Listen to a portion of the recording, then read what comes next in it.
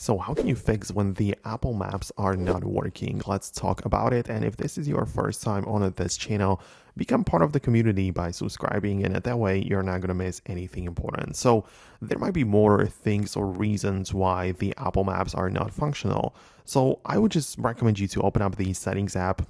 As the first thing, go to the apps at the bottom and locate maps, which is the Apple Maps, of course.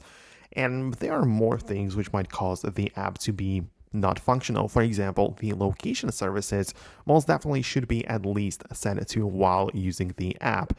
And precise location toggle is also going to help you out, but you should not really have it set to never, because in that case, it's not going to work out properly. Then you might also consider using it with the cellular data. So personally, I have that turned on because even when I'm traveling, like that's the most important way or time to have the maps enabled. So I also use cellular data. Then there are also some other things, right? You can also choose the default navigation app from the Google Maps to be the Apple Maps or the other way around.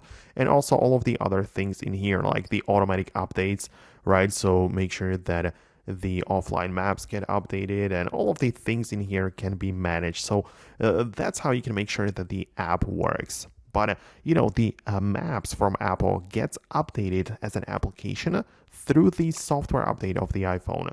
So it's also a good idea to check out the general menu of your settings and see if there isn't any software update available, because if there is, well, it might be a good idea to install it. So let me know what you think about that below. Most definitely subscribe for tutorials and videos like this one. If we manage to fix your maps, hit the thumbs up to let me know, and I'll see you later in the next videos as well.